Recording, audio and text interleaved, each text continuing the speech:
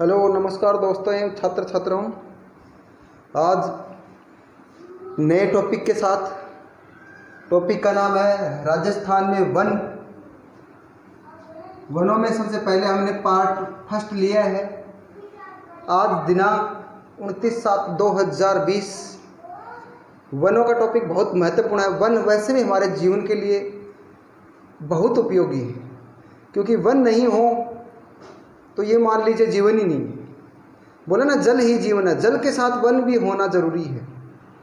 आप सुन रहे होंगे वर्तमान में एक महामारी चल रही है कोरोना, और उसमें जो ज़्यादातर वो कोविड-19 जो उसका वायरस का नाम है, वो वायरस क्या करता है कि अपने जो फेफड़ों को प्रभावित करता है, यहाँ से श्वसन तंत्र को प्रभावित करता है, सांस लेने में दिक्कत करता है। तो फिर हॉस्पिटल में क्या करते हैं, ऑक्सीजन ही देते हैं। और वो ऑक्सीजन कहाँ से मिलती है हमें?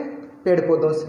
इसलिए ये वनों का टॉपिक बड़ा महत्वपूर्ण है। जीवन में सबसे महत्वपूर्ण पेड़ पौधे। एक पेड़ है, वो मान लीजिए हमें पूरे जीवन भर, जब तक उसकी जीवन उम्र है तब तक वो कम से कम लाखों रुपए की ऑक्सीजन हमें दे देता है। और हम कभी कभार बीमार होते तो घंटे भर में ना 5-10 हज़ार रुपये 20 हज़ार रुपये हॉस्पिटल में दे आते हैं ऑक्सीजन का।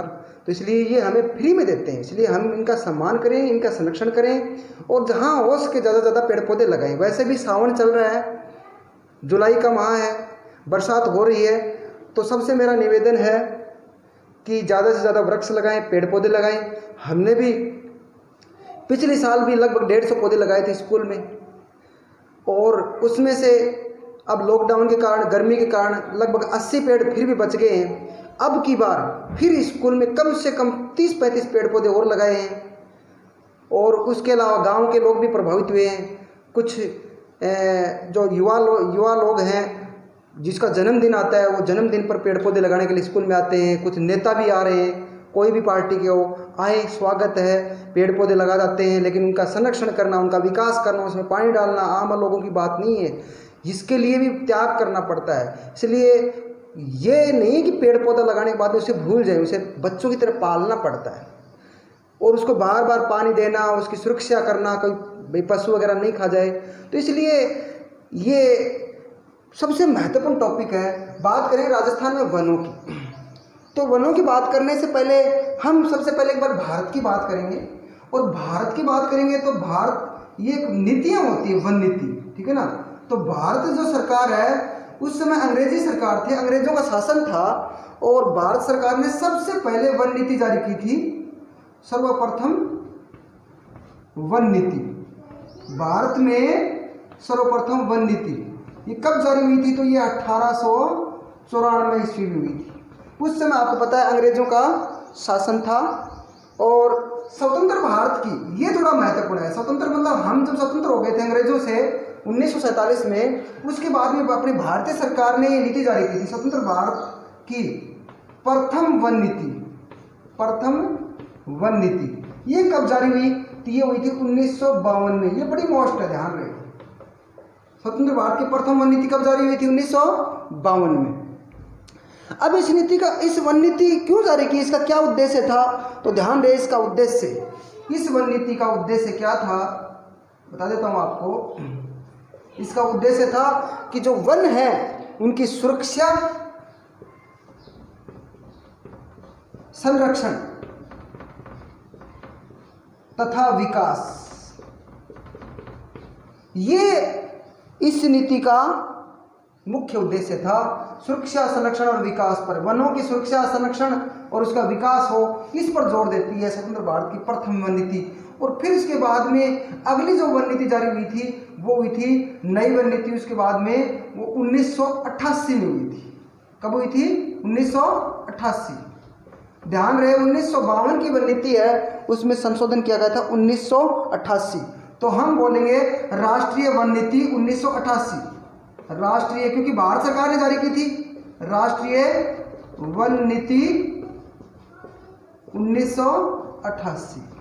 अब भारत सरकार ने क्यों जारी की? आपको पता है कि वन है वो 1976 में जब संविधान में संशोधन हुआ था 42वां, उस समय वनों को समवर्ती सूची में डाल दिया गया। ये 3 सूचियां होती हैं, यानी कि कानून बनाने के लिए संघ सूची, राज्य सूची और समवर्ती सूची। तो समवर्ती सूची में डाल, समवर्ती सूची में दोनों सरकारें कानून बना सकती हैं वनों पर, राज्य सरकारें बना सकती हैं और केंद्र सरकार भी, लेकिन दोनों में विवाद उत्पन्न हो जाए तो केंद्र का या संघ का मान्य होगा। इसलिए वन नीति, ध्यान रहे, ये केंद्र बनाती है और केंद्र जिस प्रकार से बनाएगी तो उसी आधार पर राज्य को बनानी पड़ती है, क्योंकि विवाद उत्पन्न हो जाए तो संघ की माननी जरूरी है। वैसे चाहे तो राज्य केंद्र से भी आगे बढ़ करके वनों को बचाने के लिए उनसे आगे प्रयास कर सकता है, लेकिन पीछे नहीं चल सकता उससे।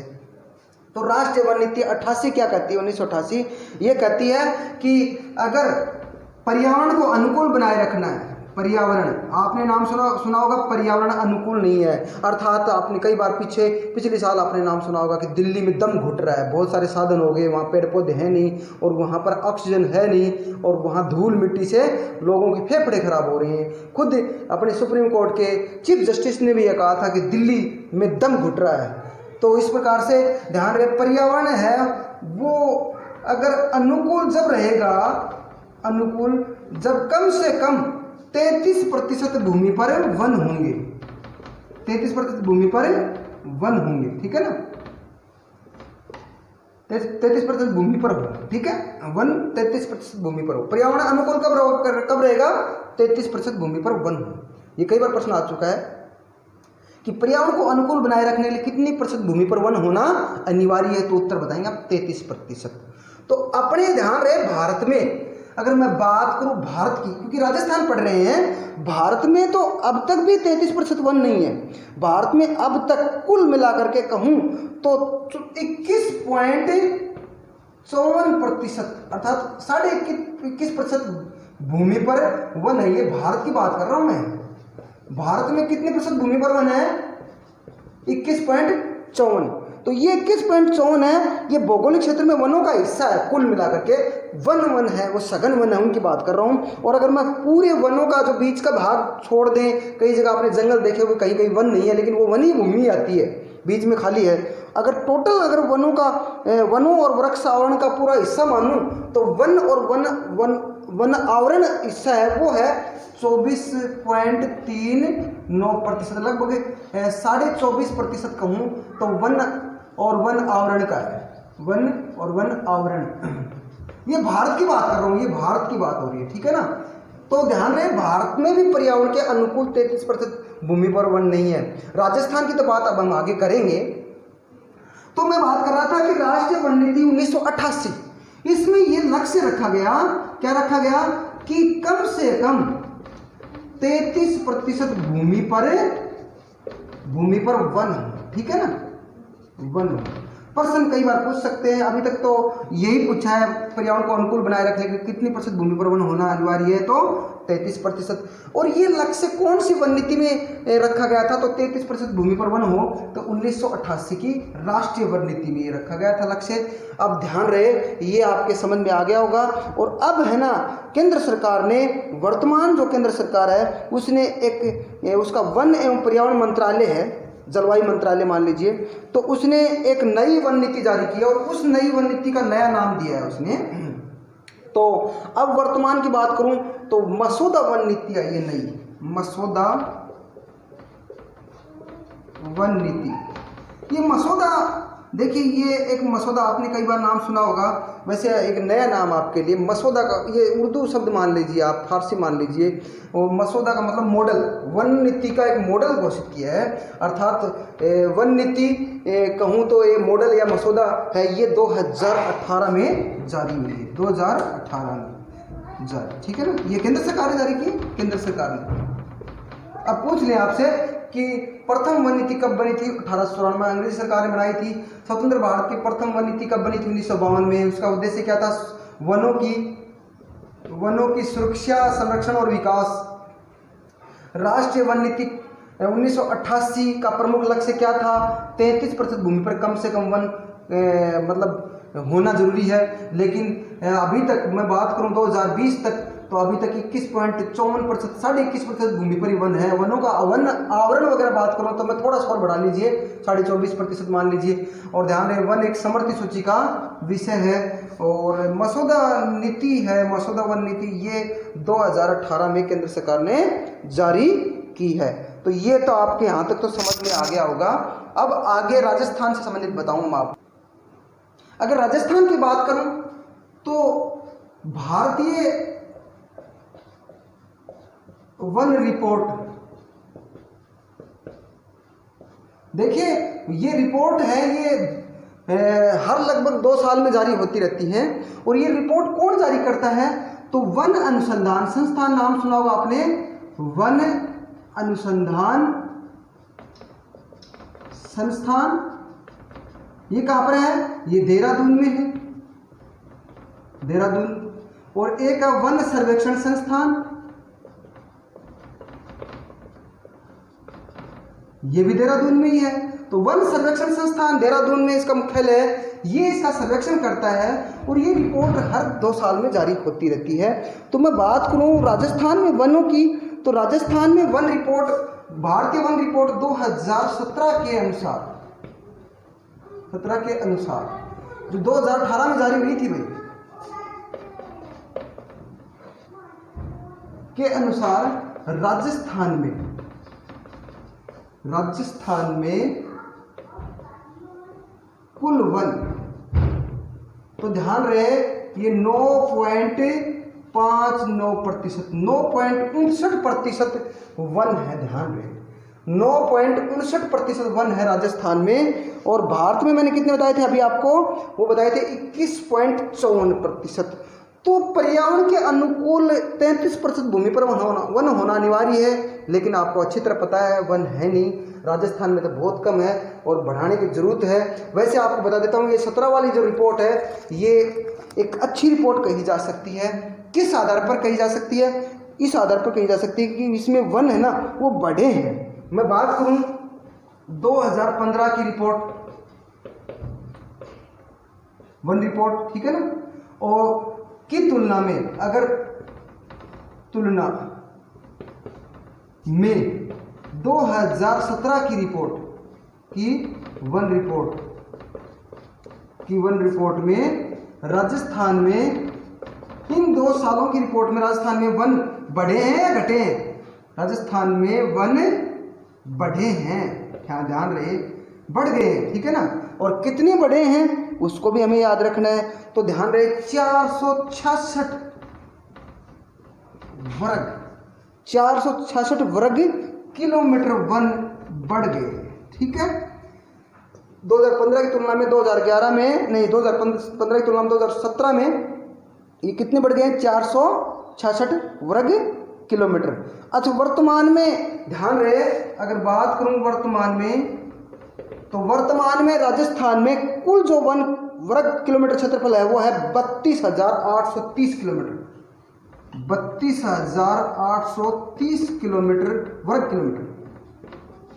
किलोमीटर भूमि पर वन है, ठीक है। ध्यान रहे प्रतिशत में पूछा जाए तो बताएंगे आप 9.59% या 9.6 भी आ सकता है, ठीक है ना। और वर्तमान में अगर वर्ग किलोमीटर के हिसाब से पूछे तो 32,830 वर्ग किलोमीटर भूमि पर वन है। ध्यान रहोगा आपको 3,42,239 वर्ग किलोमीटर क्षेत्रफल है राजस्थान का, उसमें से 32,830 वर्ग किलोमीटर भूमि पर क्या है? वन है। और अगर प्रति व्यक्ति वन की बात करूं, प्रति व्यक्ति वन, तो ध्यान रहे ये है 0.04% भूमि पर वन है। प्रति व्यक्ति वन की बात करूं तो 0.04 प्रति हेक्टेयर कर सकते हैं हम, प्रति हेक्टेयर।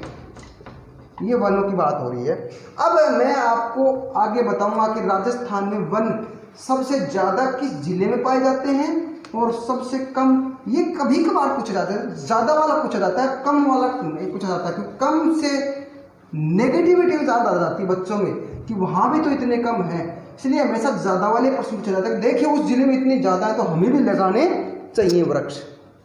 तो बात करें राजस्थान में सर्वाधिक वन संपदा की, राजस्थान में सर्वाधिक वन संपदा वाला जिला। वन संपदा का मतलब वन सीधा पूछ रहे हैं कि सर्वाधिक वनों वाला जिला कौन सा है, तो बताएंगे आप उदयपुर। कौन सा है? उदयपुर। सबसे ज़्यादा वन है वो है उदयपुर में। कहाँ है? उदयपुर में। नक्शे का आधार पर देख लेते हैं थोड़ा। उदयपुर यहाँ पर है। उदयपुर में सबसे ज़्यादा वन है, ठीक है, सर्वाधिक वन है।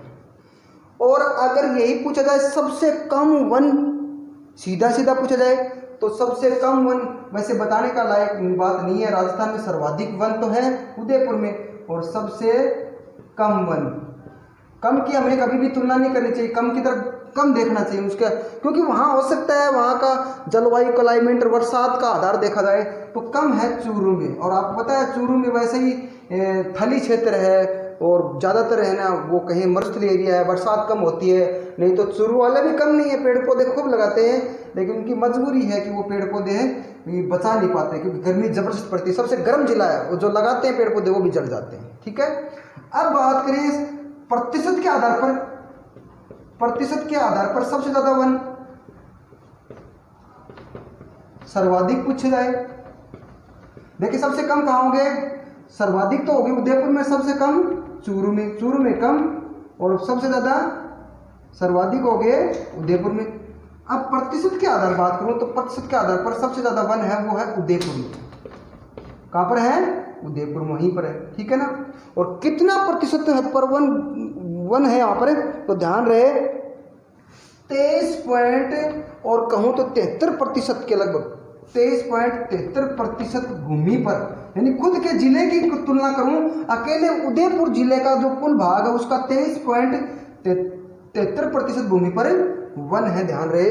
और अगर बात करें सबसे कम वन की, तो सबसे कम वन है वो जोधपुर में है प्रतिशत के आधार पर। सबसे कम वन प्रतिशत के आधार पर, ठीक है ना। सबसे कम वन कहाँ पर है? कम वन वो है जोधपुर, और जोधपुर में है 0.59%, ठीक है। ये सबसे कम वन है। तो इस प्रकार से आपके समझ में आ गया होगा ये कम और ज़्यादा का। और इसको आप टॉपिक को समझ करके अगला टॉपिक देखेंगे। तो सबको बहुत बहुत धन्यवाद इसको समझने के लिए। अब अगला टॉपिक में बताएंगे आगे की बातें जो प्रशासनिक वर्गीकरण वगैरह है। तो धन्यवाद सबको।